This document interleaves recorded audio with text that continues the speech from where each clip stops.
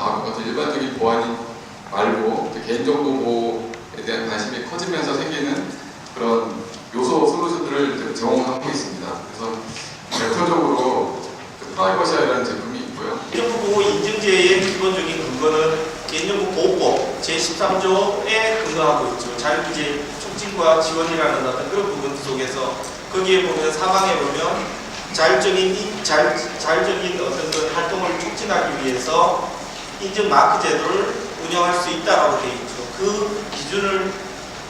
그 기준에 바탕으로 두고 안전행정부에서 현재 지금 여러분들께서 보고 계신 개인정보 보호 인증제 운영에 관한 규정이라는 어떤 그런 틀을 고시안을 만들어서 지난달 10월 28일 날 최종적으로 고시를 하고 한 달 동안의 유예 기간을 거쳐서 지난달 11월 29일 날부터 지금 시행되고 있는 어떤 그런 고시안입니다. 보시면 아시겠지만 5개의 장으로 되어 있습니다. 33개 조항으로 되어 있고요. 관련해서는 이제 인증의 신청이라든지 심사의 실시라든지 이런 부분과 관련된 내용들을 담고 있습니다. 아마도 이 자료는 법제처에 들어가셔도 될 거고, 그 다음에 여러분들도 개인정보 보호 종합 지원 포탈 privacy.go.kr에 가보시면 거기 자료실에 보면 법령문고에 다 포함되어 있는 내용들이 참고하시면 되실 것 같습니다. 다음으로는 이 인증제도가 갖고 있는 특징에 대한 부분입니다. 이 인증의 특징은 가장 먼저는 개인정보 보호법에 근거하고 있다는 겁니다. 개인정보 보호법에서 요구하고 있는 각종 규정과 기준에 근거해서 마련되었다는 것이 가장 큰 특징이라고 할 수 있고요. 그 다음으로는 이제 동인증제도는 자율적인 인증입니다. ISMS라든지 이러한 부분처럼 의무화되어 있지 않은 어떤 인증으로서 여러분들 기관에서 자율적으로 선택하셔서 그 인증을 받으셔도 되고, 그 다음에 받지 않으셔도 되는 어떤 그런 틀로 유지되어 있고, 그 다음에 인증을 받을 수 있는 어떤 그런 유형들, 아까 전에 잠깐 타 제도이긴 합니다만 말씀드렸던 PIMS, PIMS 같은 경우는 보면 단일 인증이죠. 대기업을 중심으로 하는 어떤 그런 형태에서만 받을 수 있도록 어떻게 보면 꾸며져 있는 어떤 그런 인증 제도인데 반해 저희 개인정보 보호법은 잘 아시다시피 모든 350만 개인정보 처리자들, 즉 공공기관, 대기업, 중소기업, 소상공인, 모든 개인의 일기까지 모든 개인정보 처리자가 다 적용받는 법률이다 보니까 다양한 어떤 그런 법 적용 대상들이 있어서 그분들을 다 인증해 드리기 위해서는 그래도 그 인증의 유형 자체를 좀 구분할 필요가 있어서, 그래서 이따가 잠깐 말씀드리겠지만 인증의 유형을 다양하게 가져가고 있다. 그리고 마지막으로 이 인증제도도 동일하게 인증 마크를 부여함으로써 여러분들께서 인증 마크를 활용하셔서 정보라든지 이런 쪽에서 적극적으로 사용하실 수 있도록 해드리고 있습니다. 인증 신청의 대상은 보시면 방금 전에 말씀드렸다시피 개인정보 보호법에서 적용받고 있는 모든 개인정보 처리자들, 즉 350만 개인정보 처리자들이 다 인증을 받으실 수 있으십니다. 그리고 그 인증의 유형은 크게 4가지로, 크게는 2가지입니다. 공공과 민간으로 나눠지고, 민간 부분에 있어서는 대기업, 중소기업, 그 다음에 소상공인으로 구분해서 인증을 부여하고 있습니다.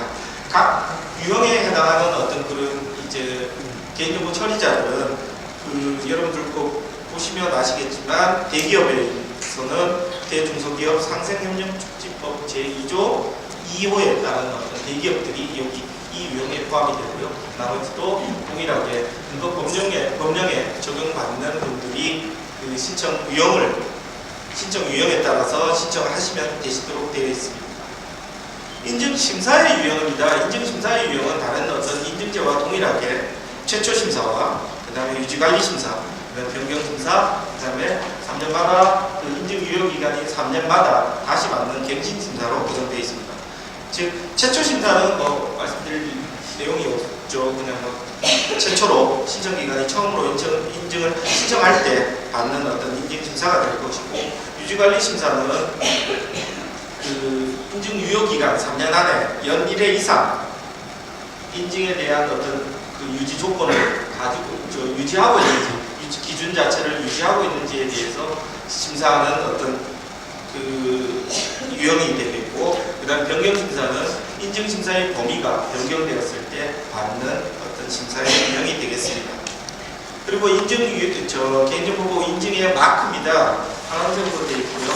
보면 지금 지난번에도 한번 이제 말씀을 드렸는데, 거기 보시면 그 인증 마크에 보면 중간에는 동그라미가 4개 들어있지 않습니까? 이거는 인증의 유형에 해당하는 부분입니다. 대기업, 그 다음에 중소기업, 그 다음에 소상공인, 공공기관, 그런 이제 글씨가 들어가게 되는데요.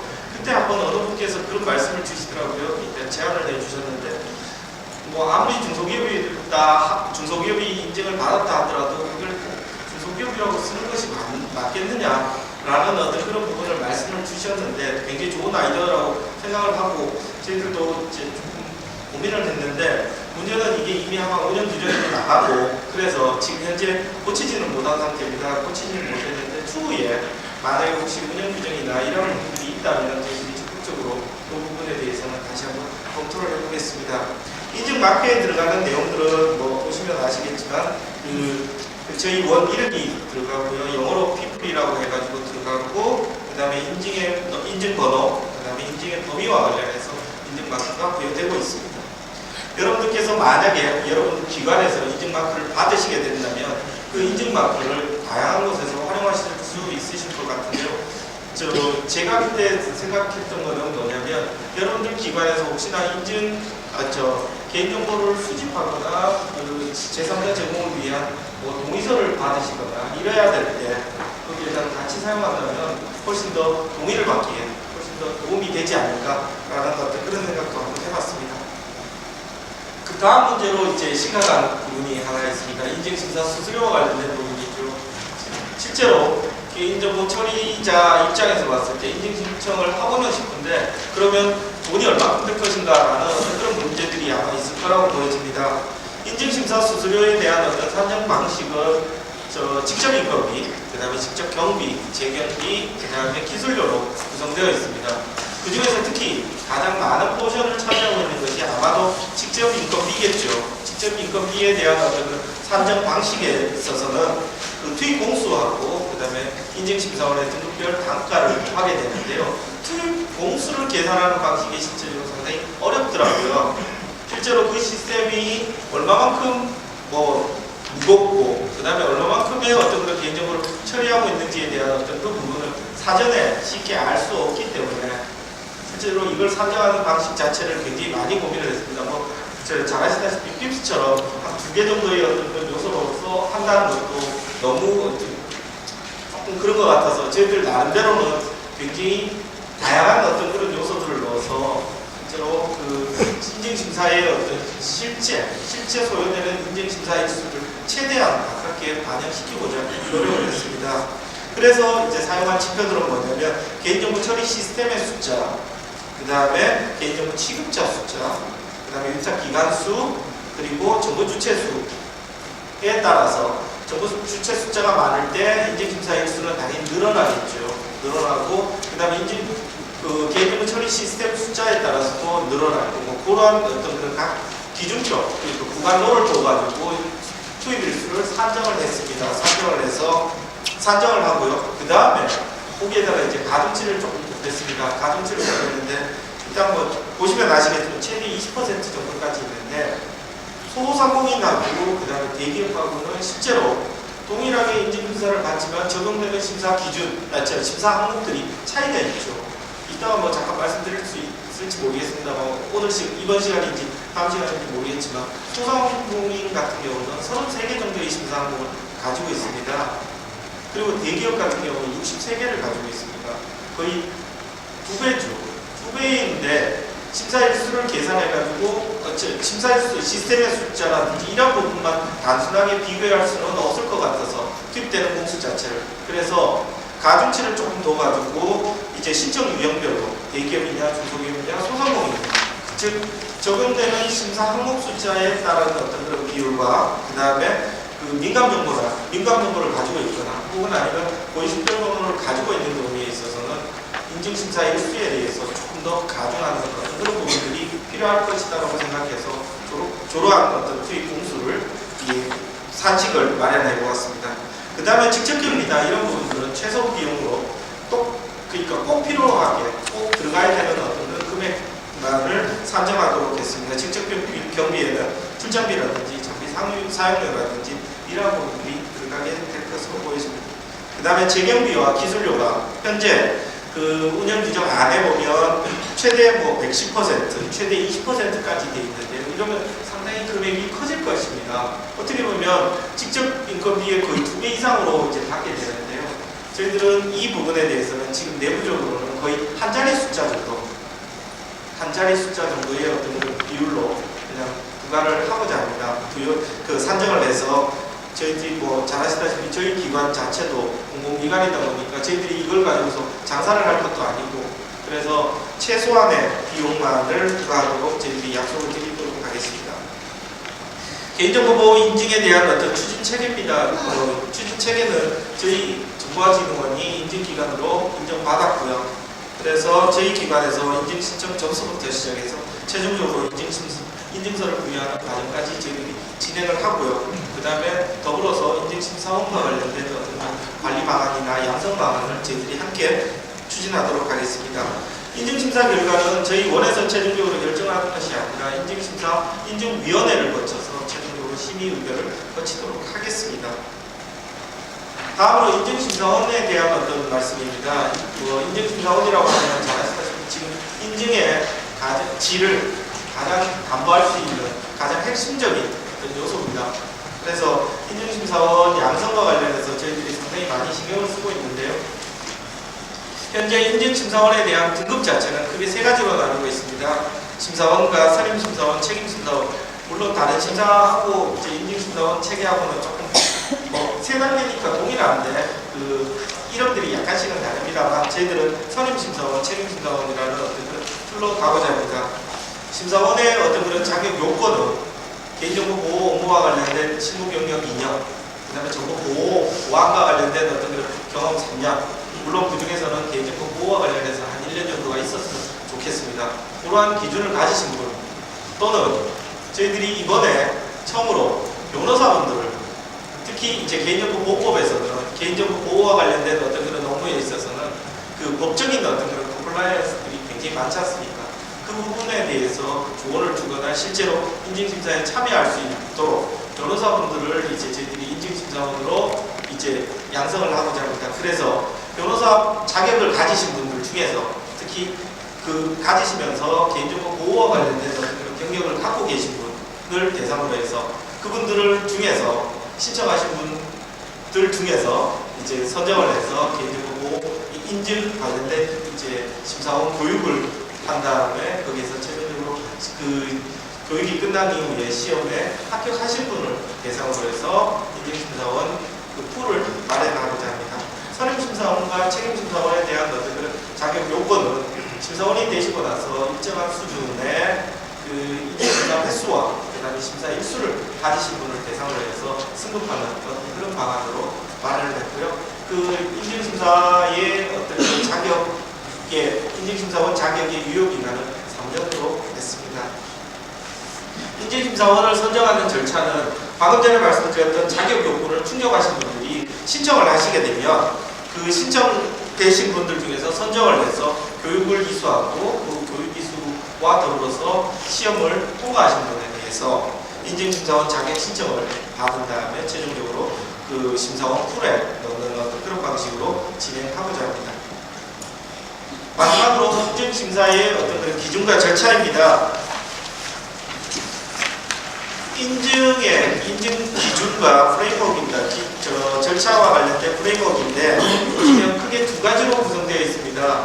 개인정보 보호 관리 체계와 관련된 외곽에 있는 PDCA와 관련된 개인정보 보호 관리 체계가 하나가 있고요. 그 다음에 중간에 있는 개인정보 보호 대책위원이라는 그 부분, 즉 안쪽에 보시면 개인정보 처리와 관련된 부분들, 그 다음에 정보 주체 권리 선정과 관련된 부분들, 그 다음에 기술적, 관리적, 물리적 조치와 관련된 그 부분 이렇게 해서 크게 일단 말씀드린 9가지의 영역에 요소들을 개인정보 보호 인증 심사에 활용하고자 합니다. 구체적으로 개인정보 관리 체계와 관련해서는 PDCA의 어떤 그런 관리 체계 틀을 유지하고 있는지에 대해서 인증 심사를 하고자 합니다.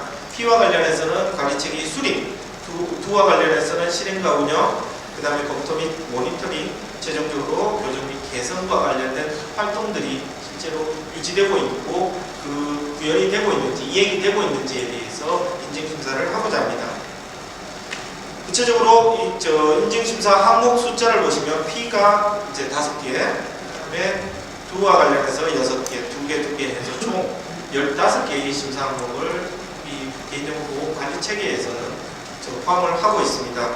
근데 그 밑에 줄에 보시면은 대기업과 공공기관은 15개를 다 유지하셔야 됩니다. 그 심사 항목에서 적용을 받으십니다. 그런데 중소기업이나 소상공인에 있어서는 실제로 이러한 PDCA의 어떤 그런 틀을 유지하기가 어렵기 때문에 그 부분에서 일부 특히 소상공인 같은 경우는 면제하고 완전 면제를 하고 또 기업의 경우에 있어서도 일부 면제하는 방안을 그 강구해서 실제 적용하고자 합니다. 개인정보 보호 대책 구현과 관련된 부분입니다. 그 5개의 세부적인 영역으로 구성되어 있는데요. 개인정보 보호법의 가장 큰 덩어리 3가지가 뭐라고 보십니까? 제가 보기에는 크게 개인정보 보호법은 크게 3가지 덩어리로 구성되어 있다고 보여지는데요. 첫 번째가 뭐냐면 개인정보의 처리, 개인정보의 라이프 사이클, 개인정보의 수집부터 시작해서 마지막까지 파기되는 그 과정에 대한 를 어떻게 해야 된다라고 규정하고 있는 한 가지 덩어리. 그 다음에 그러한 개인정보 처리와 관련해서 어떻게 하면 안전하게 관리할 수 있을지, 안전하게 보호할 수 있는지에 대한 기술적, 물리적, 관리적인 어떤 조치사항. 그리고 마지막으로 혹시나 발생할지도 모르는 피해 구제와 관련된 부분, 권리 보장과 관련된 부분. 크게 3가지 덩어리라고 생각이 됩니다. 그 3가지 덩어리를, 3가지 영역들을 실제 인증심사에서 활용하고자 합니다. 보호 대책 구현에서요. 그래서 개인정보 처리와 관련해서 수집 이용, 제공, 그 다음에 저장, 파기와 관련된 어떤 그런 라이프 사이클적인 어떤 그런 측면, 그 다음에 정보주체 권리 보장, 관리적, 기술적, 물리적인 안전조치와 관련된 영역들을 심사하고자 합니다.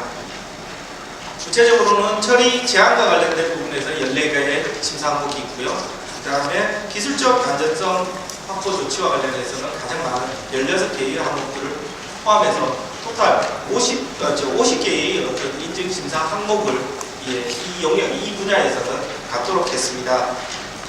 다음 장부터는 뭐 이제 구체적인 내용들입니다. 뭐 개인정보 보호 관리 체계, 아까 전 PDCA 4가지 영역에 관련해서 심사 항목들, 그 다음에 유형별로 적용되는 어떤 그런 부분들을 기술해 가는데요. 참고하시면 되실 것 같고요. 넘어가도록 하겠습니다. 그래서 최종적으로 심사 항목 65개, 심사 영역적인 측면에서는 9개, 그 다음에 심사 목적 26개, 심사 항목 65개의 어떤 그런 틀로 유지되어 있습니다. 그리고 그 65개라는 부분은 대기업과 공공기관에 적용되는 숫자이고요. 그 다음에 중소기업의 경우에 있어서는 52개, 소상공인의 경우에 있어서는 33개의 심사 항목이 적용되는 것으로 하였습니다. 세부적인 인증심사 절차입니다. 절차와 관련해서는 크게 3가지 단계인데요. 인증심사 준비 단계가 있을 것 같고요. 심사 단계, 그 다음에 최종적으로 인증 단계가 있을 거라고 보여집니다. 먼저 인증심사 준비 단계와 관련해서는 사전에 준비하여 인증을 신청하고자 하는 개인정보 처리자가 사전에 기관 내부에서 하셔야 되는 어떤 그런 업무라고 보여집니다. 사전에 범위를 선정하고 그 범위에 맞게 개인정보 보호 관리 체계를 수립해서 운영을 하시는 그 단계가 이 사전 준비 단계에 포함이 되고요. 그 다음에 그 사전 준비가 끝나시면 인증심사 신청을 하시고 저희 인증기관하고 같이 이제 이때부터 협의를 하시는데 저희들 인증기관에서 이 인증기관의 그 신청기관이 실제로 인증심사를 준비할 만큼, 인증심사를 시행할 만큼 준비가 되어 있는지에 대해서 사전에